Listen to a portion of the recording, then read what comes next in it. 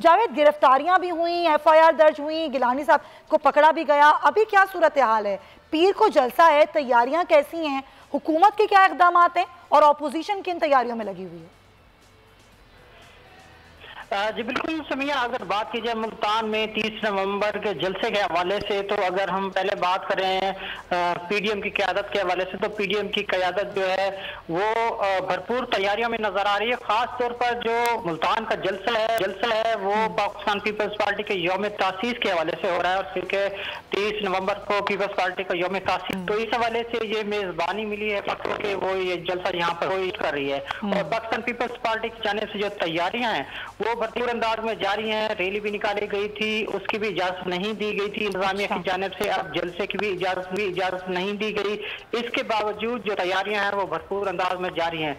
आज भी जावेद, ये 30 कंटेनर लगाकर एक दीवार बनाई गई थी, आपको लग क्या रहा है, क्योंकि आप वहां मौजूद हैं, रिपोर्ट भी कर रहे हैं, क्या कोई ताकत का इस्तेमाल हुकूमत कर सकती है? पीर के रोज कारकुनान आए और उनको आने ना दिया जाए जलसागाह में?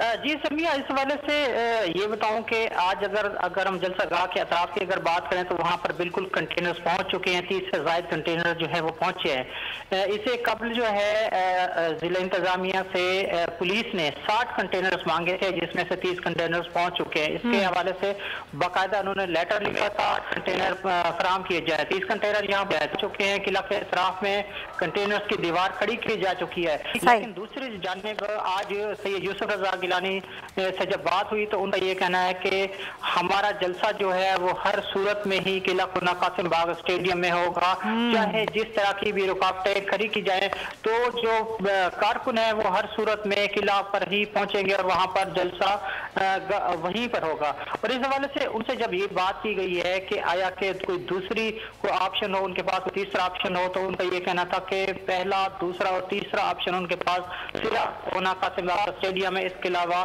कहीं जलसा नहीं होगा। उनके मुताबिक हुकूमत ने कंटेनर्स का वादा किया था कि कंटेनर फराहम करेंगे, कंटेनर वहां पहुंच चुके हैं। देखा यही जा रहा है कि हो सकता है जो PDM की क़यादत है। चले मैं जरा पूछ लेती हूँ जावेद अंबर, बहुत शुक्रिया। नदीम कुरैशी साहब हमारे साथ मौजूद हैं, उनसे बात करते हैं पाकिस्तान तहरीक इंसाफ से।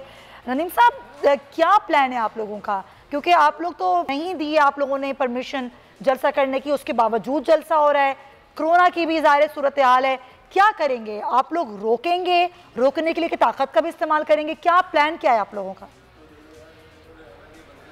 जी बिस्मिल्लाह रहमान रहीम। देखिए, मैं आपको एक अर्ज करूं, पाकिस्तान में और पूरी दुनिया में जिस तरह से हालात जा रहे हैं कोविड के, ना कोई चीज आपसे पोशीदा है, ना मुझसे कोई चीज पोशीदा है।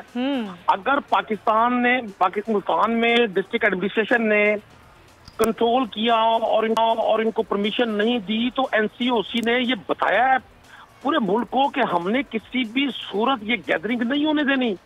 और पीपल्स पार्टी और PMLN और पूरी PDM से मैं बतौर एक पाकिस्तानी के दरखास्त करूंगा, ये पॉलिटिक्स का वक्त नहीं है।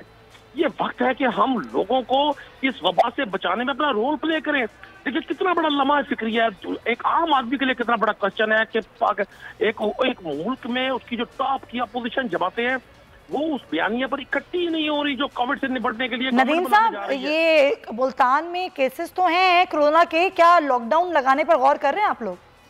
देखिए, मुल्तान में बहुत सारी जगहों पर हम स्मार्ट लॉकडाउन की पॉलिसी तैयार किए हुए हैं। अच्छा। गवर्नमेंट ने वहाँ पूरे साउथ पंजाब में और बिलखुसूस मुल्तान में इस वक्त रेशो बहुत बढ़ रही है, और पंजाब भर में जो पिछले एक हफ्ते के फिगर्स हैं उसमें मुल्तान में जो मुतासरीन है कोविड के उनकी तादाद बहुत ज्यादा है। अच्छा। तो हमने वहाँ कोशिश की है कि स्मार्ट लॉकडाउन करके हम चीजों को कंट्रोल करने की कोशिश करें। अच्छा। अगर खुदा ना खासा ये चीजें कंट्रोल में ना आई तो हम लॉकडाउन की तरफ जा सकते हैं। वहाँ तमाम जो तिजारती मराकज है उनमें SOPs पर अमल दरामद करवाया जा रहा है। वहाँ तमाम जो स्टेक होल्डर्स है उनको ऑन बोर्ड लिया गया है, उनको बताया गया है, उन्हें सिखाया गया है।